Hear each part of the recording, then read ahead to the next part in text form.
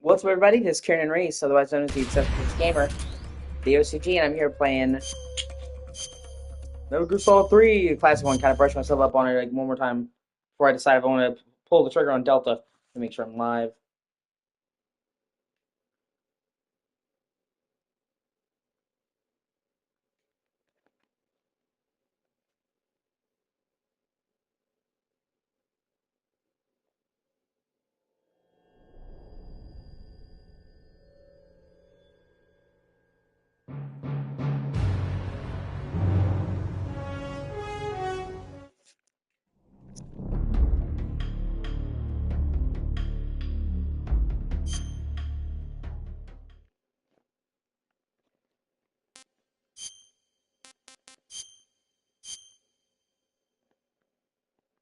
After the end of World War II, the world was split into two, East and West. This marked the beginning of the era called the Cold War.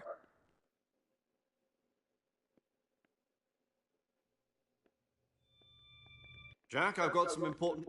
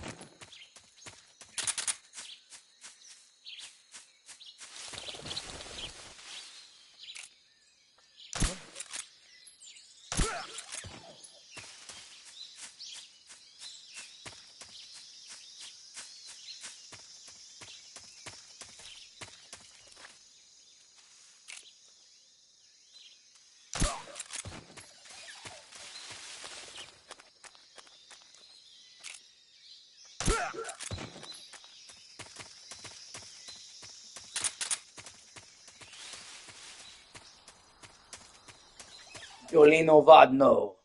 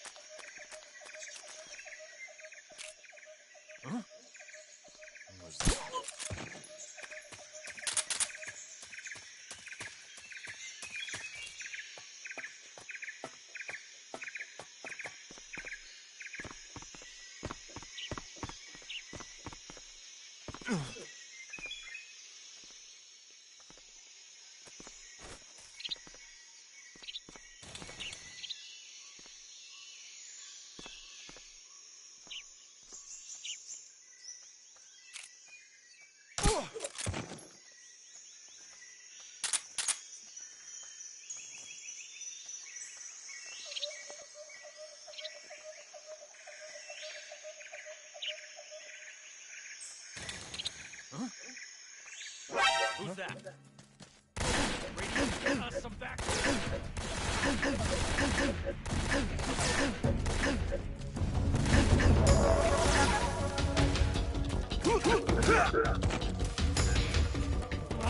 Radio's gone.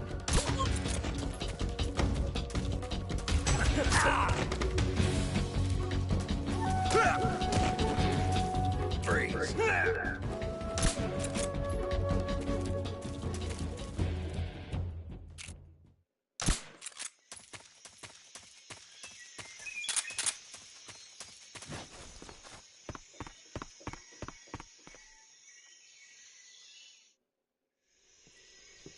He's a member of the...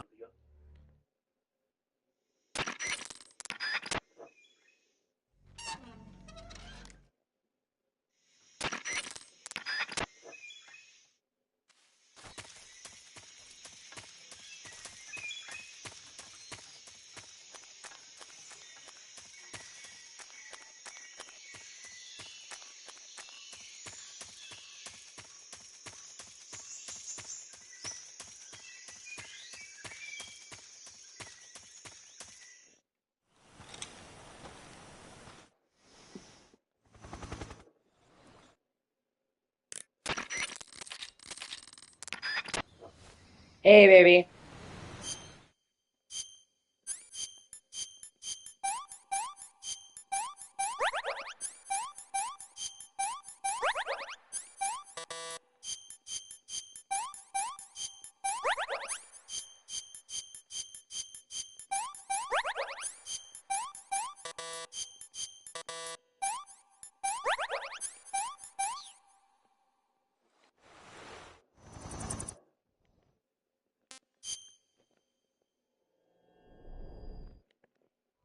So how does it feel yesterday?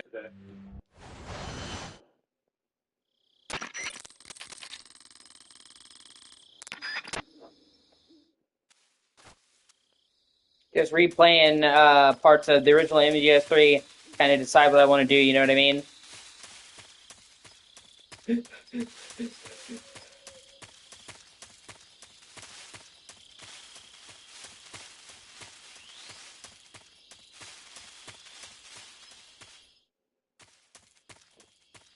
2004.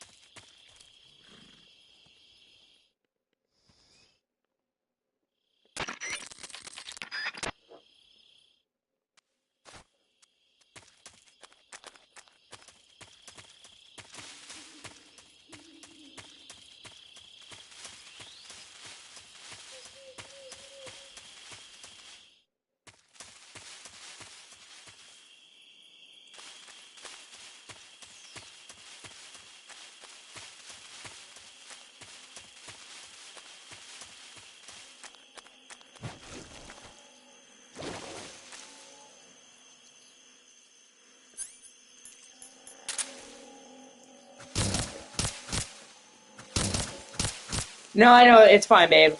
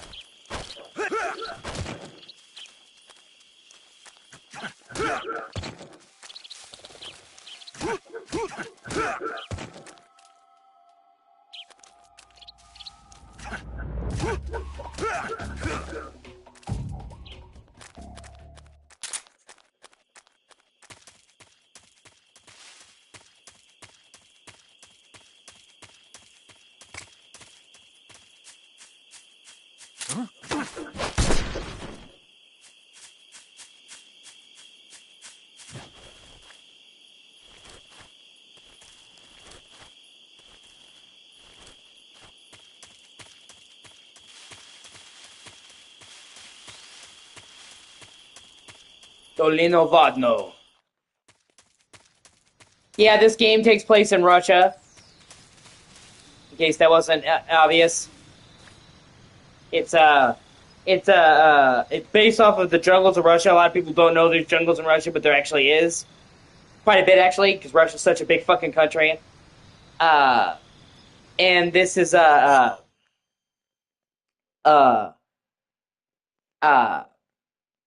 the actual, province that this game takes place in is fake.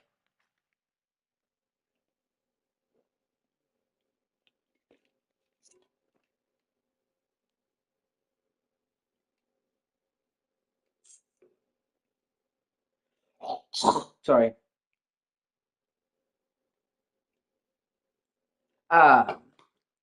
Fucking, 1 second.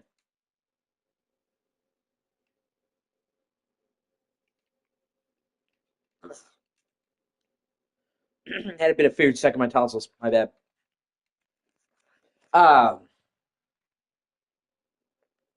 This is very accurate to Russia. The actual what the terrain looks like,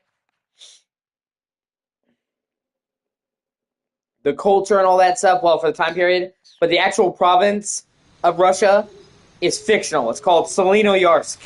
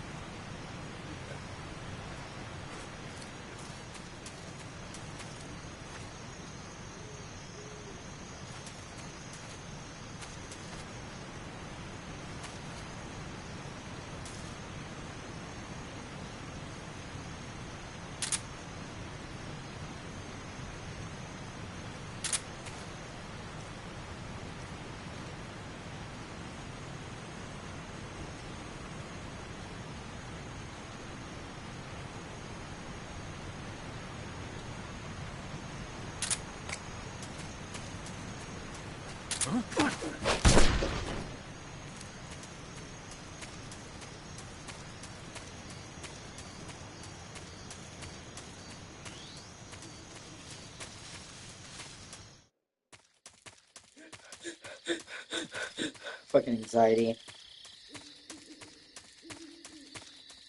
But see, and that's one of the main things that they're fixing is with the crouch walking, because, like I said, for one, in the first, like, 3 Metal Gear games, the first 3 classic ones, you're either running full speed or you're prone. You can't walk while crouched, even though when most people sneak, and when you play most of their stealth games, you walk while you're crouched. And it means that there's no way, no middle ground. You're either running full speed and people can hear you, or you're prone, in which case they can't hear you and you're slow as shit. But MGS3 has this thing called stalking, which is where you push the stick forward, or this, and this is silent. but it is so painfully fucking slow that it's almost hard to justify using it. That's why I learned that trick with the hand grenade, so you can run full speed. In MGS3 in Delta, you can just crouch walk, and it's actually pretty quiet. So they actually had to readjust a lot of the stuff in the game to fit around that. But I'm glad they did. So you actually can sneak around with a measure of speed and not this. Yeah. Imagine if this is the only way you had to sneak around behind an enemy. Like, how painfully fucking slow this is. So you wind up spending most of your time stealthily prone. And I mean, you're still going to be able to go prone in Delta, and there are still situations where it's going to help you to go prone. Like to crawl under stuff or in grass. You're the most invisible when you're prone. But yeah. So it seems like a small thing, but oh my god, it's not. Because I'm like, oh wow, crouch walking, that's not a big deal. It really is. Especially for a game like this.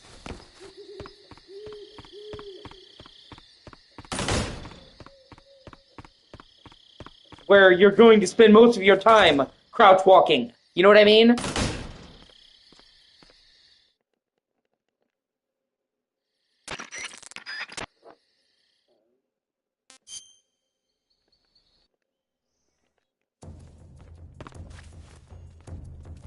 See, I came up with a really good solution to getting rid of these fuckers.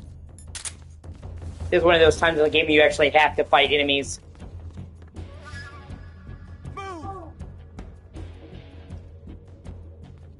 They come in, and the first thing they're gonna do...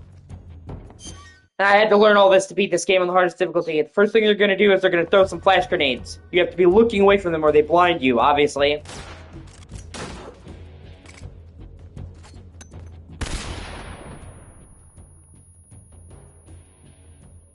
Then you let them come in the room.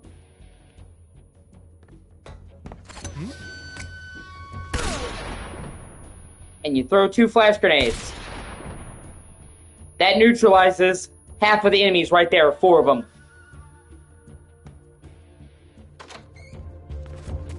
Then you drop underneath the floorboard.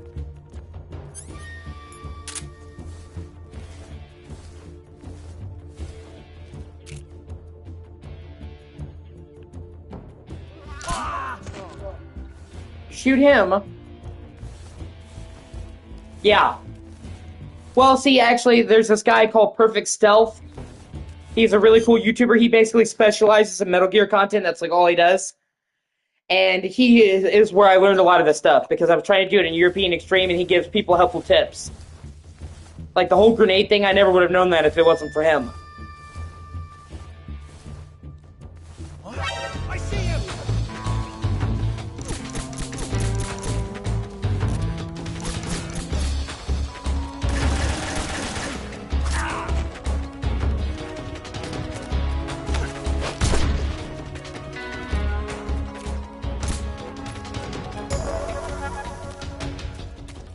And then there's a fucking sniper on the roof.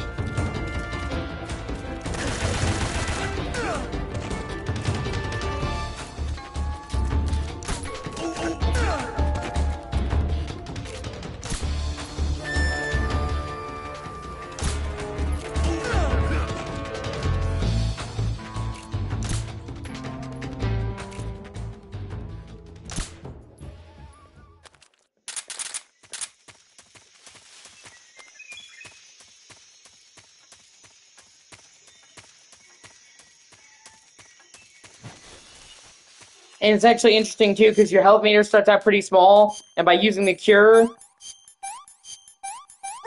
is how you actually lengthen your health bar.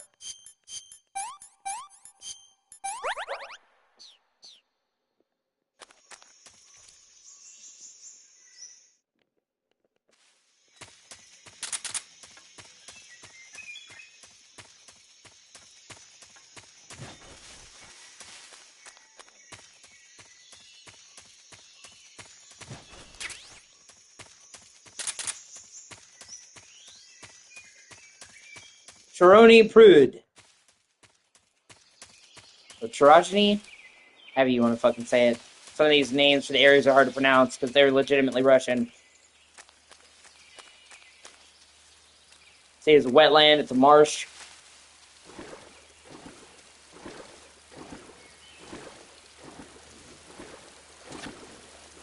Pretty much, yeah. And see, in this area, it's irritating because you actually get fucking, leeches on you, and they'll make your stamina drain really fast. So you're like, why the hell is my stamina draining? And it's leeches.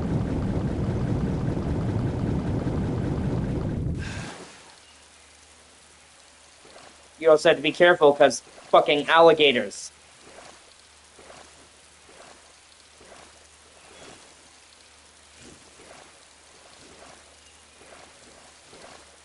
And if they get you while you're in the water, it's over.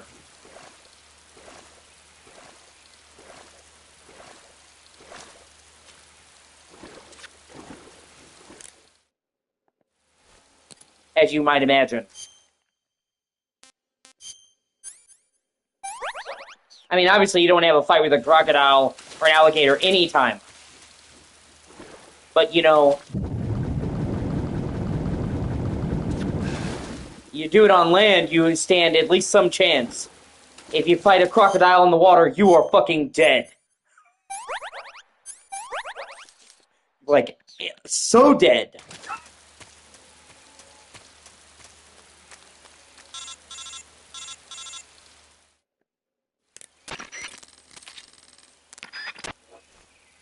I'm skipping through the story because I don't want you to see the story until I decide to play the full game. That makes sense?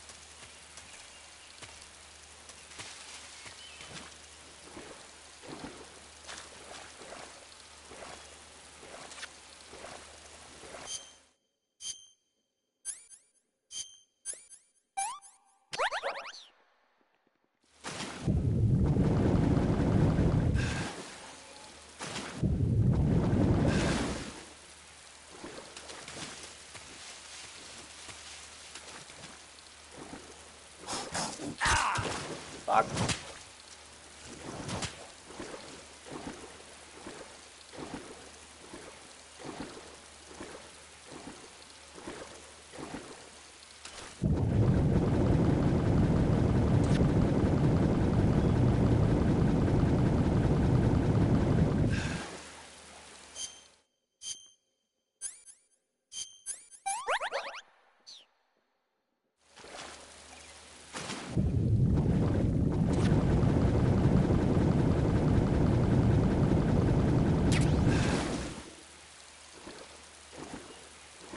And that's what this game, I think, does so well.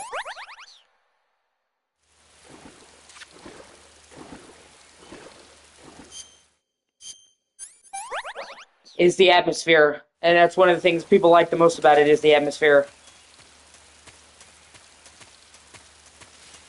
It really captures that feeling of being in the wilderness.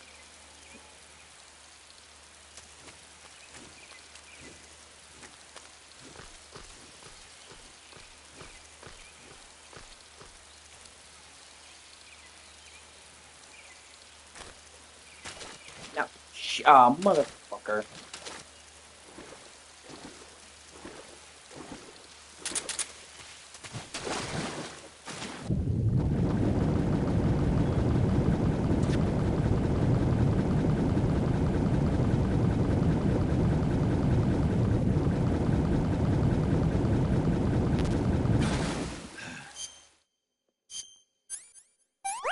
And for the time when this game came out, it was a technical marvel. This came out on the PS2, and it pushed the PS2 to the fucking brink. They had to do all kinds of shit, like you wouldn't even imagine, just get this shit running.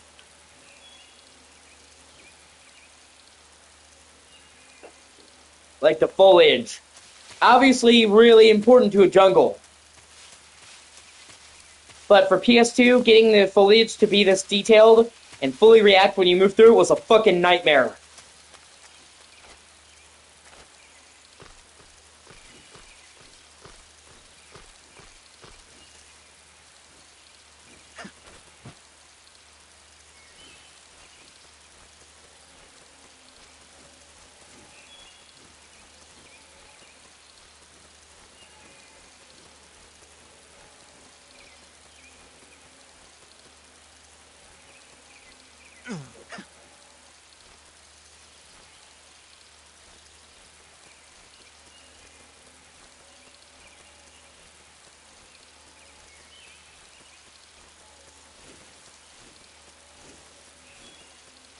Each area has a lot of hidden stuff, you know?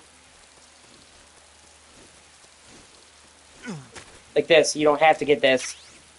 But it's awesome. It's so cool. Hold on, wait.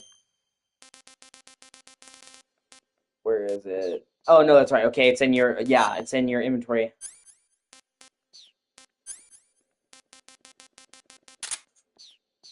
It's a crocodile cap. It makes you have the head of a crocodile. And in water, the crocodiles will leave you alone while you're wearing it. Because underwater, it makes you look like a crocodile.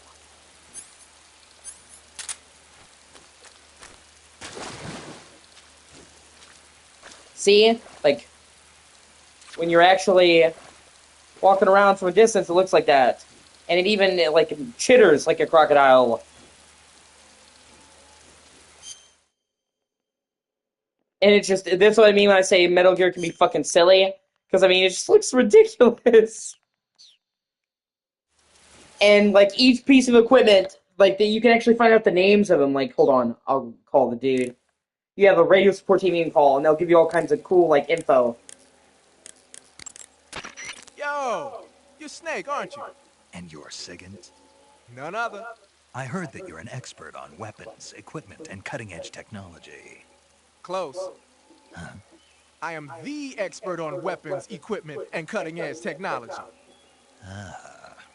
I'm the guy that designed your trank gun, active sonar, and motion detector. If you want to know anything about weapons or equipment you find in the field, just send me a message and ask. Later. So I feel explaining about the cap now. Hey, Snake, remember back at the abandoned factory when you whittled the grip of that 45 down? Well, I Yeah, guess. I've never heard of a customization like that before. Why the grip? to fit it with a knife. A knife? You're gonna keep the knife and the gun both at the ready? That's the idea. Why would you want to do that? Sometimes a knife works better in close proximity encounters. So I equip both at the same time. That way I can switch back and forth in an instant. Badass. So that's that. CQC. Sounds like the Cobra Unit's members' names came from the Well, I'm trying to get the stuff about the cap. Snake, you said Eva's...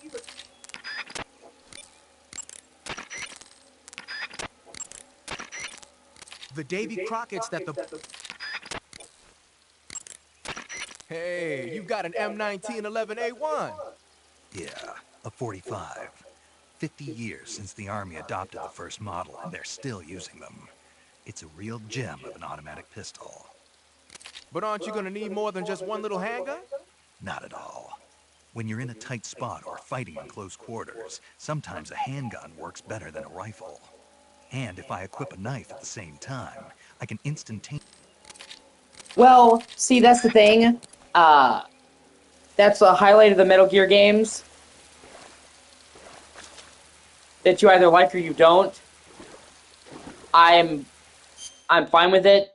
But because he's in the field, in a mission, it doesn't give a lot of opportunities to have like a support team, you know, in the field.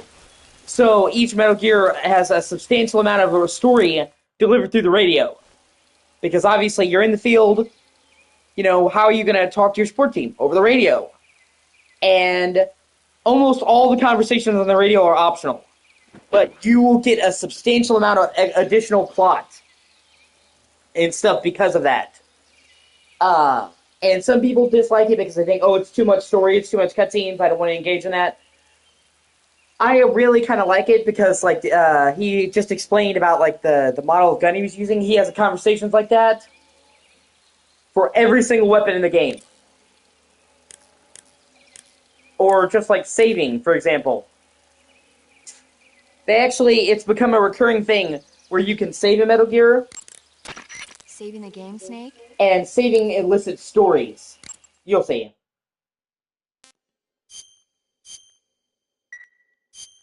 Hey, Snake, you ever heard of Godzilla King of Monsters?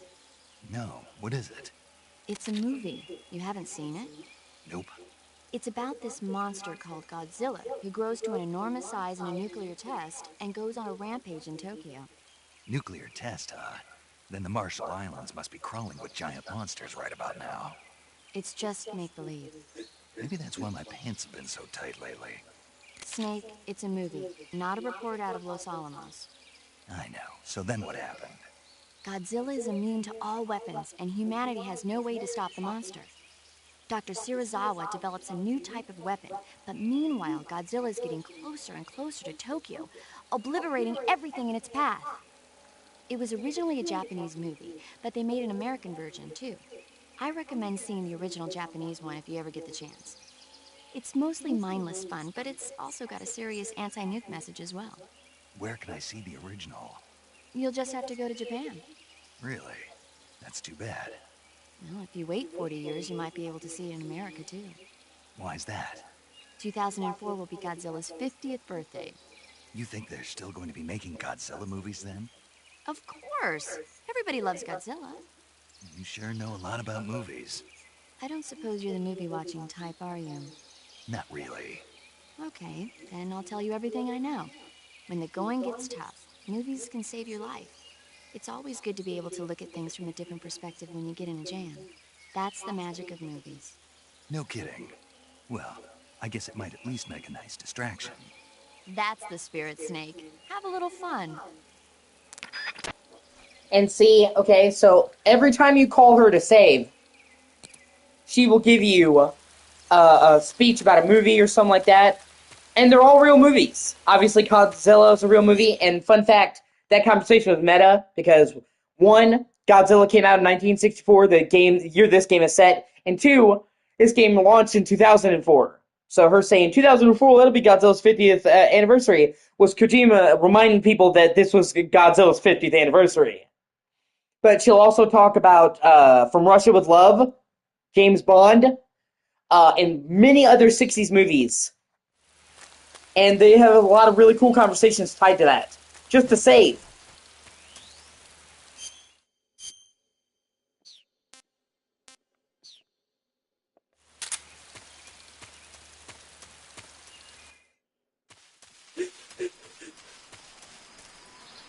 And obviously you don't have to listen to them, but I actually really like them, and the conversations are really well voiced. There are dozens and dozens of conversations, Samantha, for each character. And you don't have to listen to any of them, but they really flesh out the story in the world. Ah, shit, that's my bad. HQ. This is HQ. Patrol here. I forgot there were mines, anti-personnel mines, claymores. Now I'm just trying to kill myself.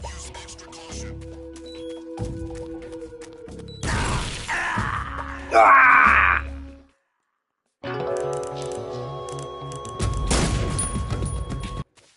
Okay, let's try this again.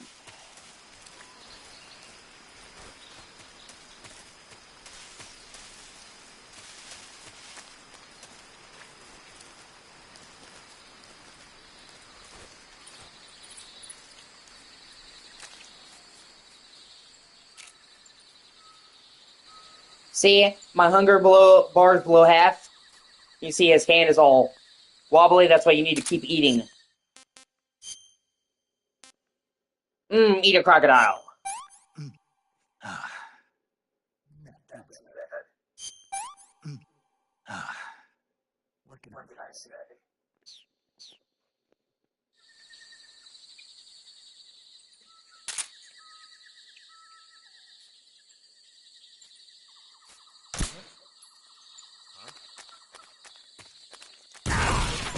Fuck, I keep forgetting about that. Shit.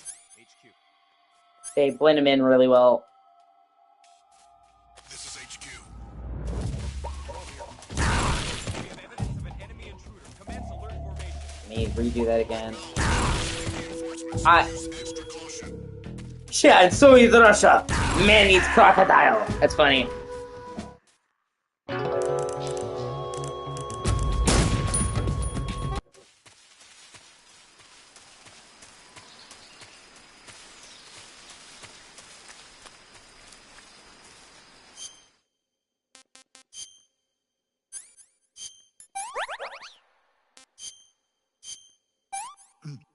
Ah.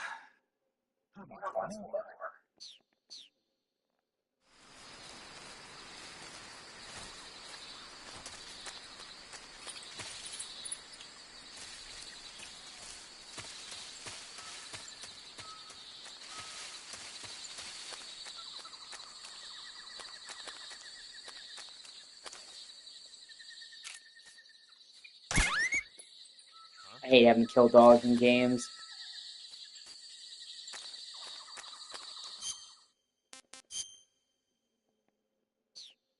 It's bullshit.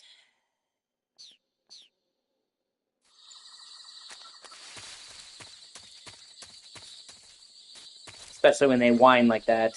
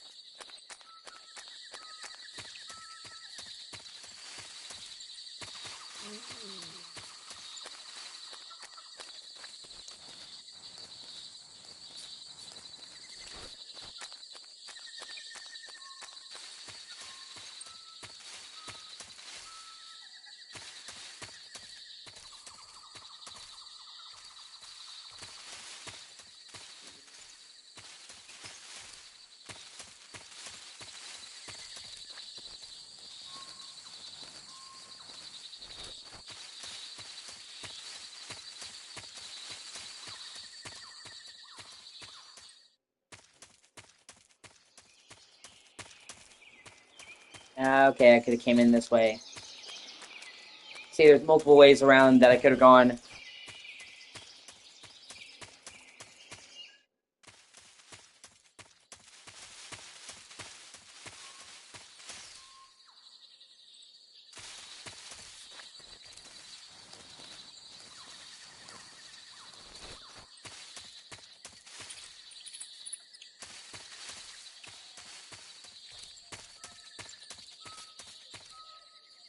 And there are some areas in this game that are just really fucking cool.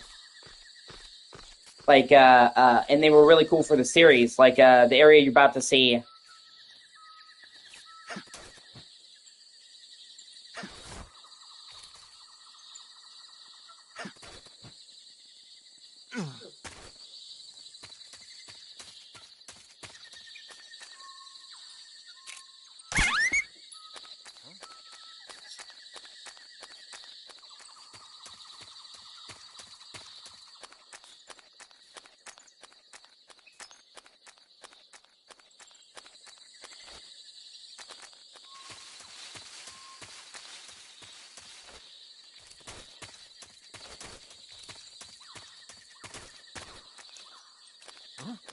Who's that?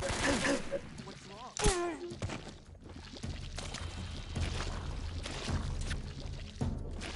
Yeah, because this is outside. Who's that? Radio, call HQ. Outside of a base, that's why. I'm sorry, I'm redoing it.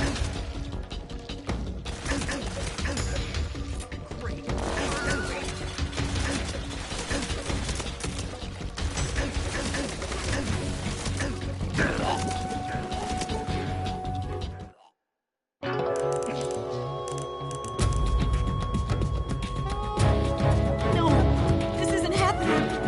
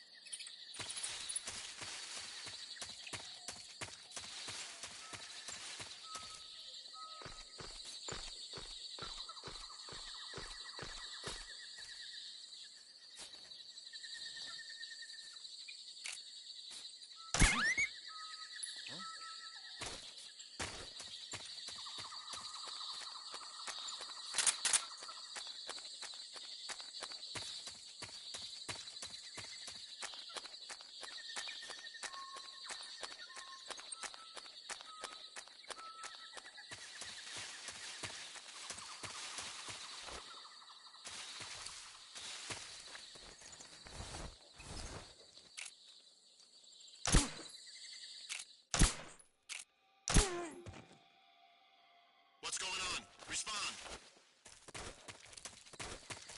There's something wrong. Support unit, confirm their status.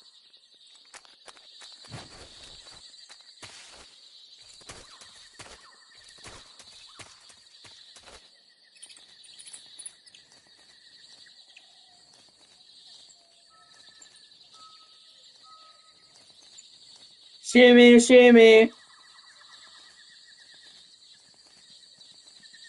think I saw something. Huh?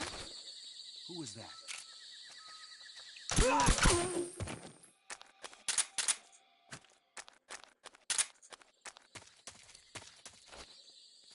Shit.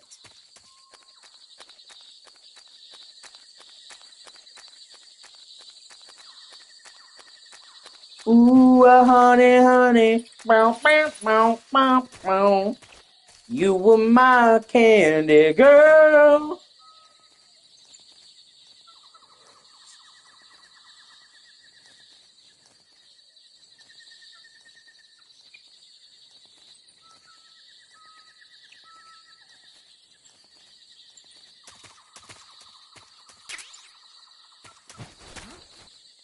Who was that? Ah. Well, I'm glad you think so.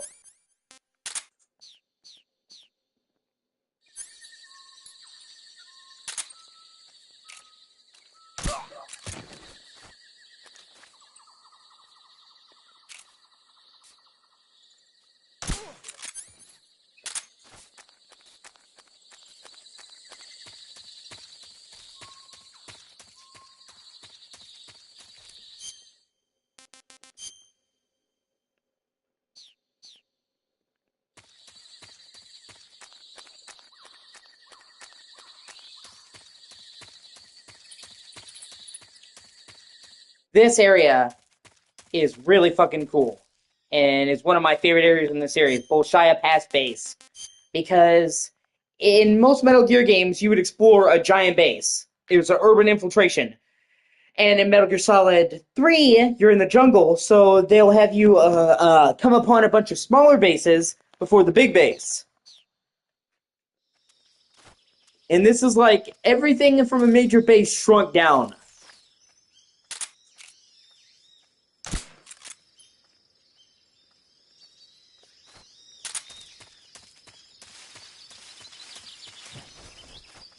Huh? Who's that? Who's that? Radio, where's Oh, your give me a break. Hold on.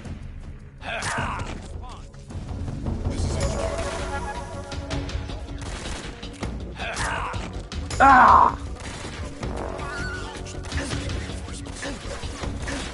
What are you waiting for? Do it! Kill me!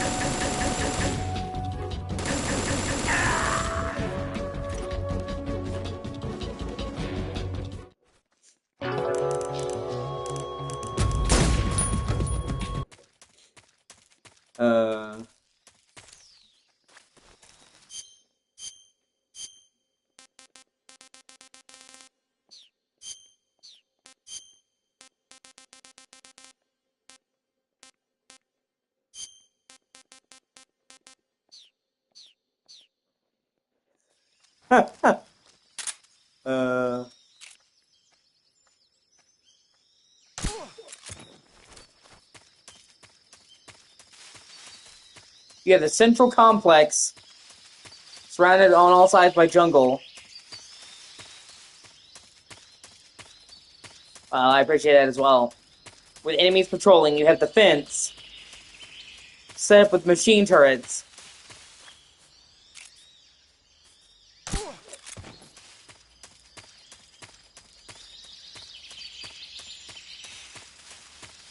You have a layer underneath that you can hide into, and you crawl under.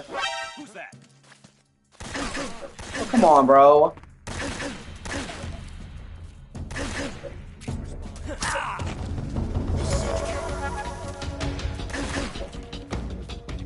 One thing I hope they add in Delta is a checkpoint restart option. Because in this game, many other people like to do it perfectly stealthy and not get caught at all. And if you get caught, the only way to do that is either quit out to the main menu and reload your save, or let them kill you and then restart. Because it puts you at the start of when you last enter the area. Whereas most modern games have a restart at the nearest checkpoint option. And I hope Delta will have that. Because that would be really easy to implement and would save me a lot of time and mean I wouldn't have to sit there and let them kill me every time.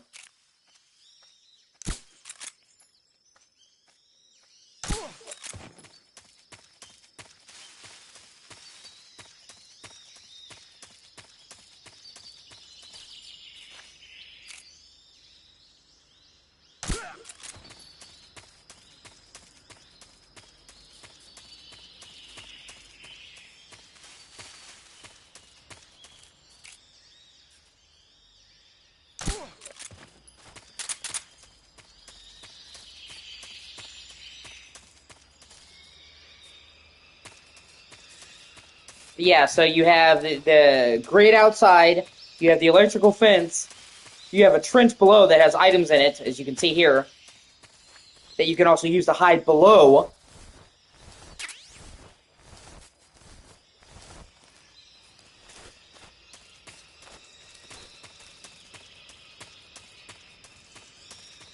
Then you have a central complex.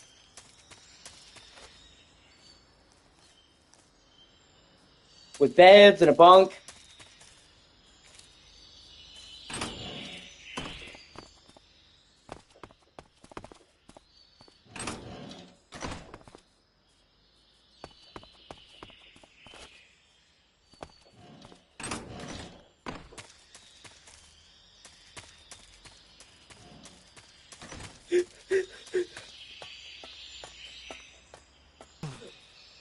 And that helps you out later, the water.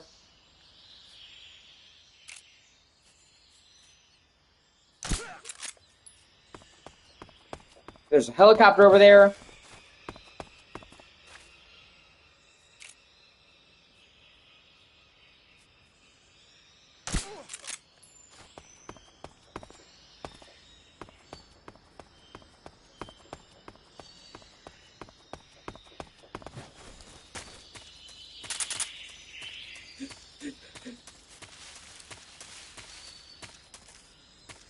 No, I understand, baby.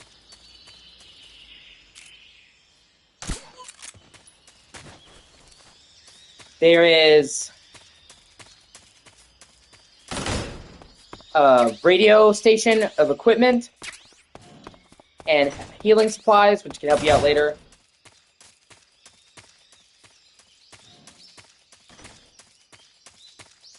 an armory where they grab their stuff from the base. And you can get a bunch of weapons.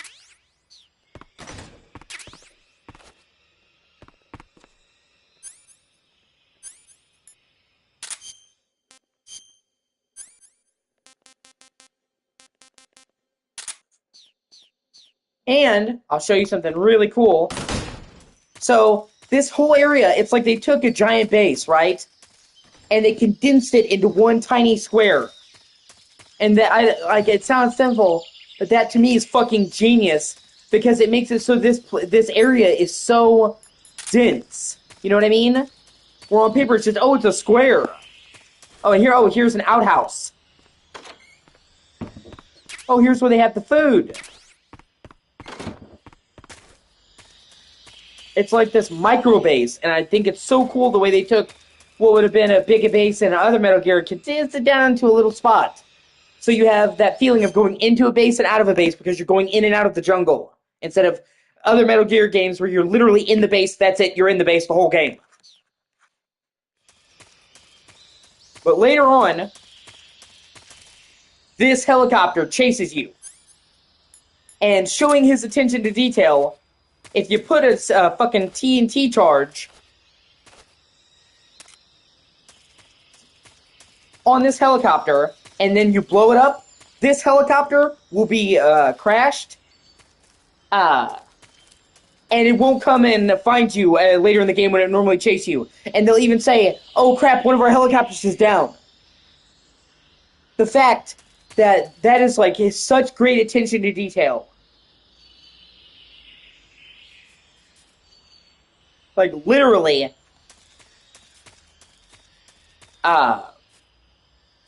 most people will miss that. And the game actually acknowledges that you blew up the helicopter that most people wouldn't even think to do and makes your job in the future easier. And it's like, it's way later in the game. That's what I mean when I say Kojima is legendary for his attention to detail. Nobody can beat his attention to detail. I mean, well, you saw that in Death Stranding, but yeah. He's always had a reputation. And see, this is their radio room. And if you blow this place up, in this area, they can't call for reinforcements. Another super cool touch. Because you destroyed their fucking comms equipment.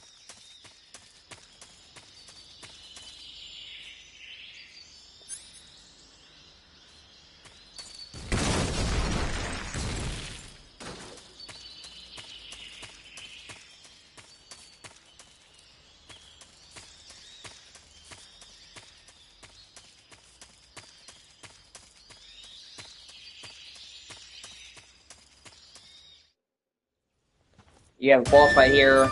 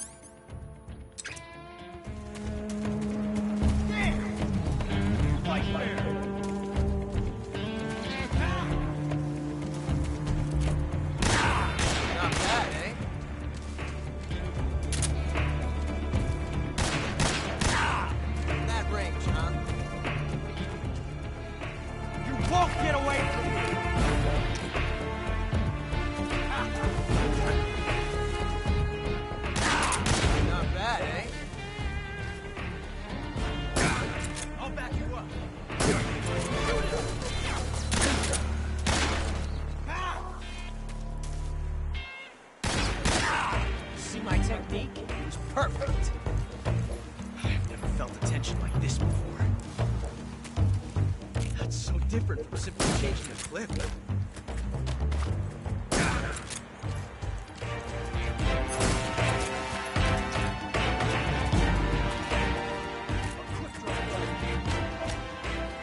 Yeah, you can actually duel him.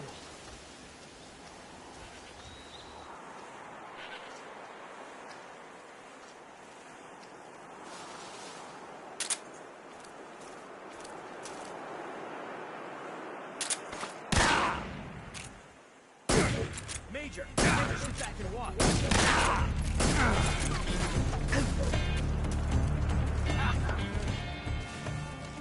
He really is, though. Although it becomes a thing later. I'll have to explain that to you. I've never felt a tension like this before.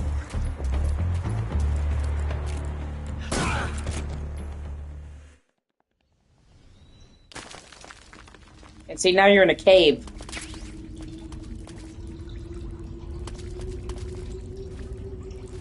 And it's pitch black. And that's another thing about the attention to detail. There's multiple ways to see in the dark here. You can find a torch.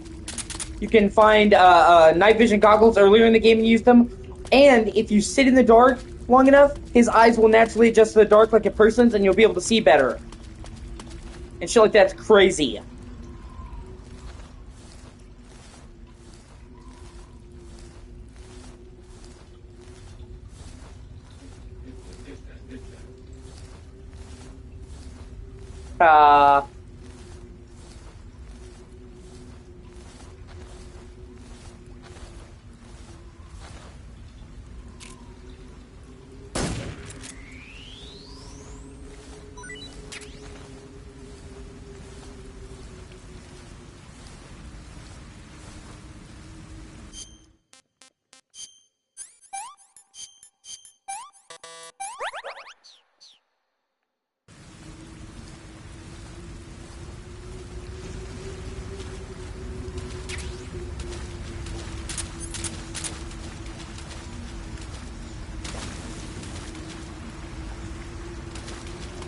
And there's all kinds of stuff hidden in this place.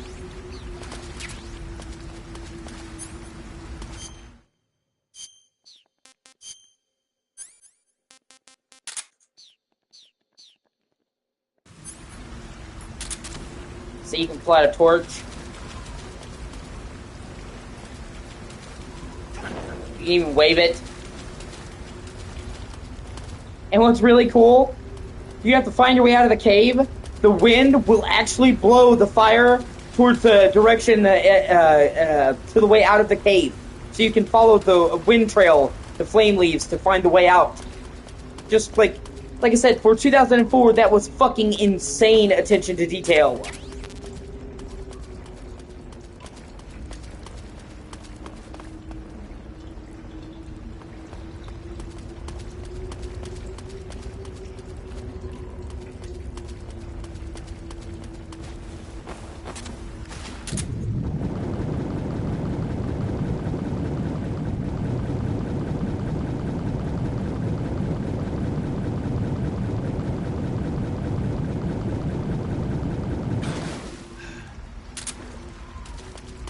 Yeah, exactly.